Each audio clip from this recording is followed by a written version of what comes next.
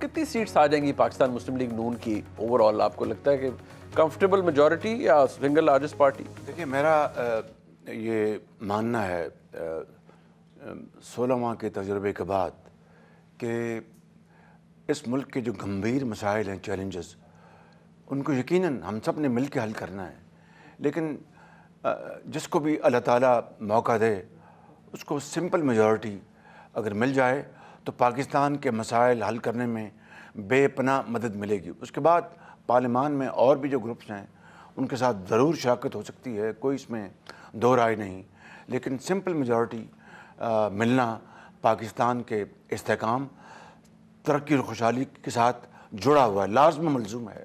اس لیے میں آپ کو مثال دیتا ہوں، اب ہمارا جو یوتھ بلج جو ہے وہ آپ جانتے ہیں، مجھ سے بہتر جانتے ہیں، کروڑوں نوجوان بچے اور بچیاں اس وقت ملک کے اندر انہوں نے ووٹ بھی ڈالنا ہے اور ان کو تعلیم، روزگار چاہیے۔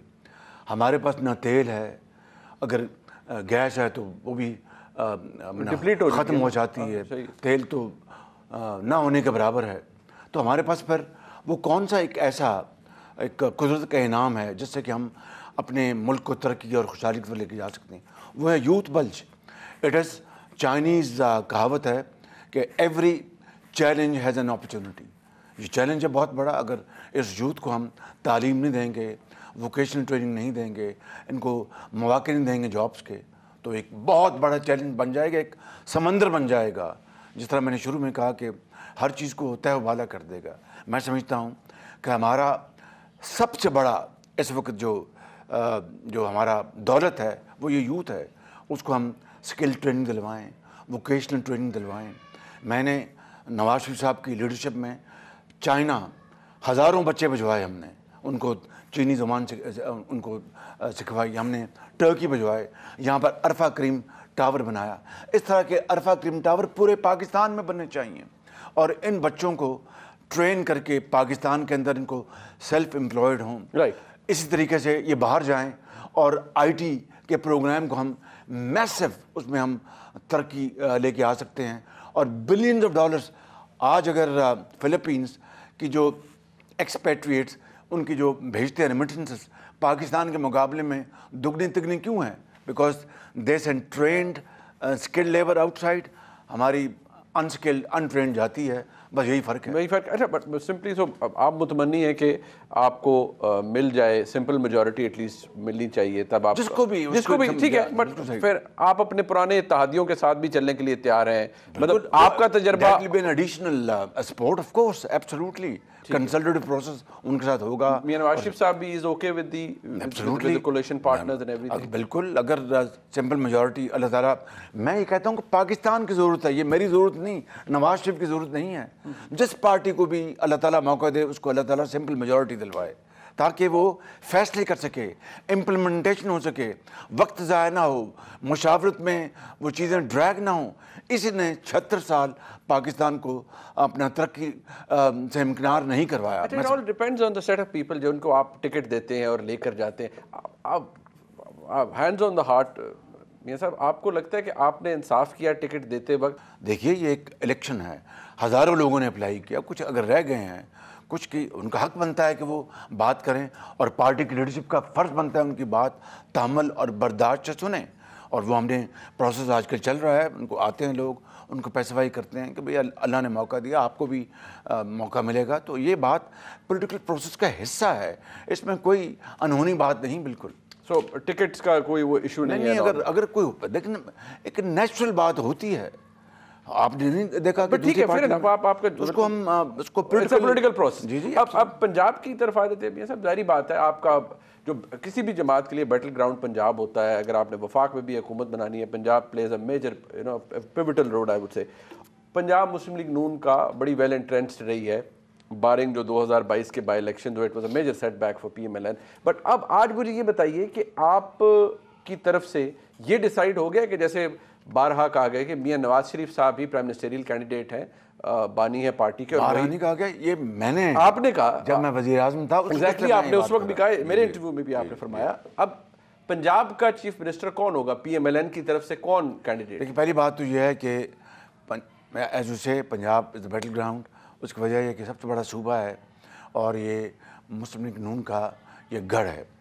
آج میں آج لیٹسٹ سروس آپ نکلوا لیں, 1 نہیں 2 نہیں 3 نہیں, جس میں آئی پور ہے, گیلپ ہے, اور بھی ہیں, سب بتا رہے ہیں کہ میاں نواز شریف الحمدللہ as I speak is leading, and P M L N is leading in Punjab.